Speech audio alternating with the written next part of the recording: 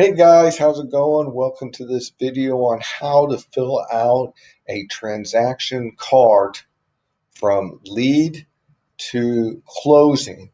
And we're going to do one as working with a buyer, and then we'll do a second one working as a seller. And without further ado, let's go ahead and get started. Uh, Pulling from your contact records. You get somebody that's identified themselves as a lead. Once they identify themselves as a lead, that they would be a prospective client with either in the next 12 months, the next 30 days, or immediately, that's when you go ahead and create a transaction card. The first one will be for a buyer, and you always start right here with the template. And this template just allows you to have a predefined layout, and it makes it easier going forward so you have everything uniform time and time again for myself, for compliance, and for yourself for easeability. What you need to do, I'm going to review the card, and then I'm going to show you how to make the card. On the top will be descriptions, and this here is for any kind of notes on the transactions, and these are for additional fields that aren't covered in the custom fields. And custom fields are 100% related to transaction fields. Many of these fields that were similar to what you were using in property base, we incorporated them right into this section here. And if you need additional space, or it was a field that's not covered in the custom fields, that's when you add them to this section here. Okay, so you always start down here on the bottom first, and you work your way from left to right, top to bottom. That's the flow. Okay, and then down below will be any additional attachments or activities as well. So when you want to go ahead and create a card, and this time we're going to make a buyer's card. We're just going to call this Joe Buyer. And then we're going to treat this as an immediate lead. So we went right into the active client list. And if you noticed, it's going to open the card. Let's just first off, it's going to open the card right in the active. And it went ahead and did some automations. It's created it, and it's moved it right into an active status. So that's done for you automatically. At this point, you may want to add some notes that were important. When you click on it, this is when you can start editing, and you're going to notice there's a distinct layout here. This is kind of a semi-software layout to how the card works. So you don't want to mess with any of these dotted lines or this section here. You want to type within these groupings here and make sure you leave at least one space between what you write in here and these items. That'll keep the formatting the same as you go forward. All right, so you can just type in some notes right here. When you're done, you just hit save, and then you'll see it's all formatted out properly, and you see the note stay with between those little hash lines creates these lines right here. Once you get started on an initial buyer's item, you want to fill out as much information as you can. Obviously, there's no list price because you haven't made any offers. We don't know anything about MLSs on here. It will automatically create a deal status for you.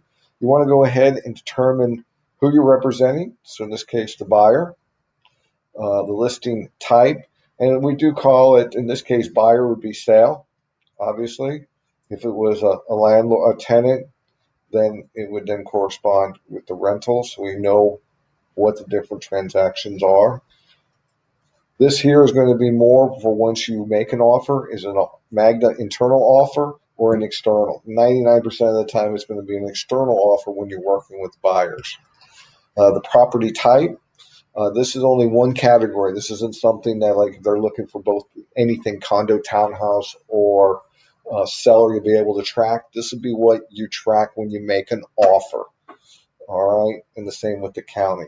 What you'll fill out on the initial card will be just basically this line right here and the buyer's information right in this section. And if there's a spouse or a co-buyer, you fill them out right here. If there happened to be a third buyer, then you would move up to this section here and you fill out that information.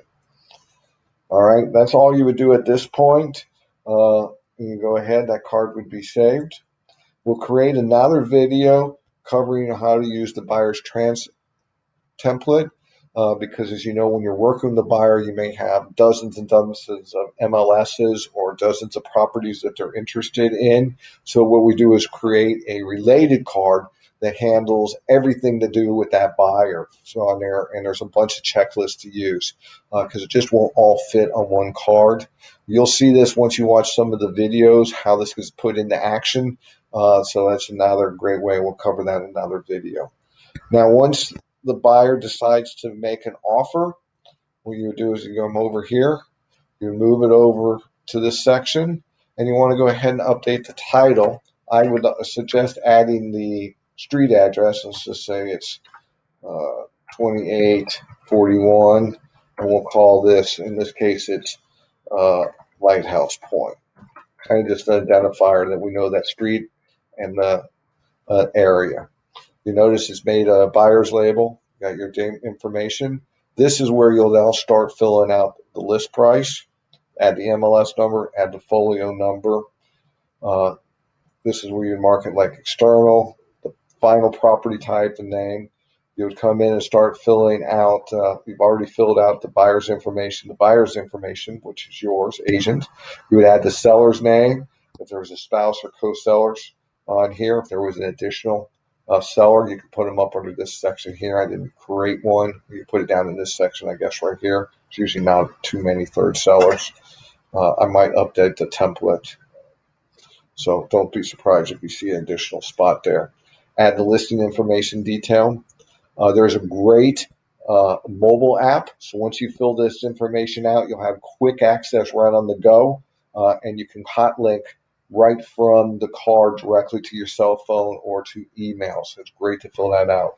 The lender information, and you can put the name of the lender and your contact name all in this spot, one line. So you can put ABC Mortgage, Johnny Jones, his phone number, his email. If there's any assistance, you add it to the top. Same with title, USA Title and the main contact name here, if you choose. The listing dates, all these dates that you see right here will show up on the front of the card for a quick reference. So when you look at the board, you'll have access to these dates. In addition, the other thing you want to do is you have some additional information here. So you can add a due date for the most important. You can add one due date at a time per card. So it's whatever's most next up is what you would use here. You can attach items directly out of the computer. You can link this card to other cards. You can add your Google Drive link, not here, but directly right here. This link here is to use like direct details or create new stuff in your Google Drive. I don't recommend using this section. I recommend going directly to Google, creating the folder, and then taking the shared link and just copy it and attaching it right here. If you're a Dropbox or Box user or OneDrive, it would work similar. You would just take in here. You can free to use any of these drives to associate it with your card as well. Some of the other items, you won't mess with this one. This is your Google link or Drive. This is a card here. This is how you're going to keep track of the property address. So let's just fill out this card like you're making an offer on this property right here.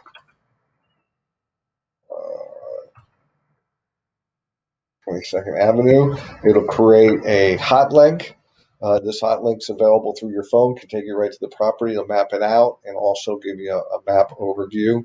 This property is listed at $450,000. The MLS number is. You always want to make sure you highlight it before you start clicking. A folio number is 1269776. It's an external. It's a single-family home. It's located in Broward. Buyer's name is Joe Buyer, etc., etc. Coming down through here. That's pretty much at this level of the card. You have some checklists down on the bottom. Let me open it up. Just reminding you to go ahead and attach the signed offer. Even if you use Google Drive, we want you to go ahead and attach the items. So you just come here, go to the computer, you would come open up let's just open up a folder. Let's just say sales offer. You just come here, click that, you'll see it's uploading, processed. Come down here and you'll see the cards added right here. You click, it's done. You can actually hide them as you go. You add the MLS record. So all these checklists, everything's designed right here in one spot. So this is where it's going to sit.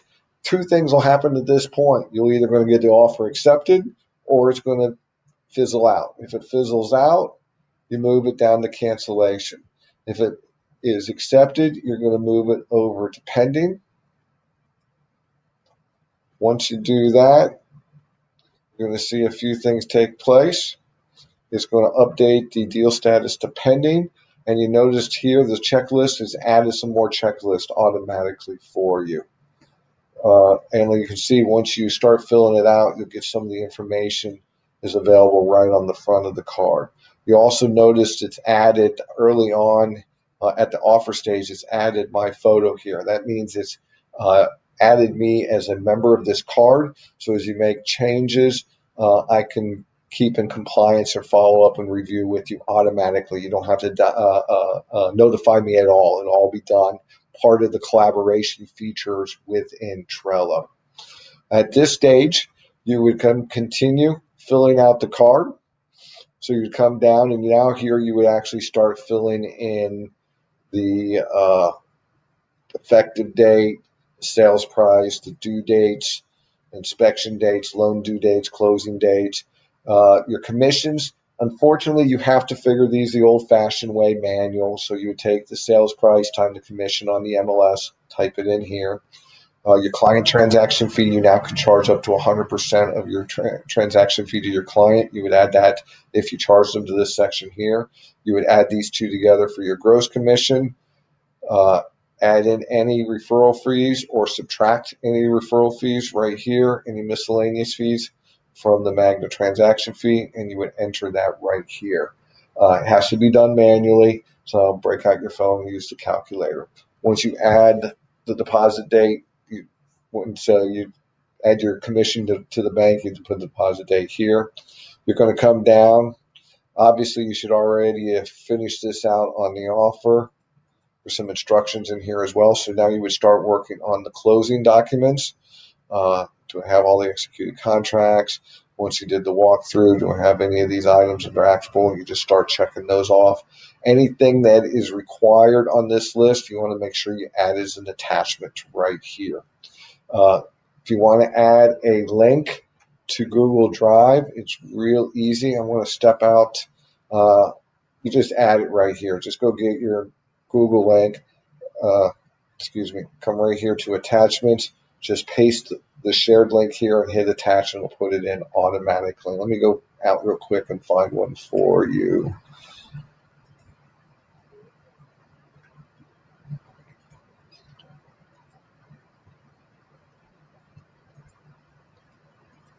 All right, I just went and got a link.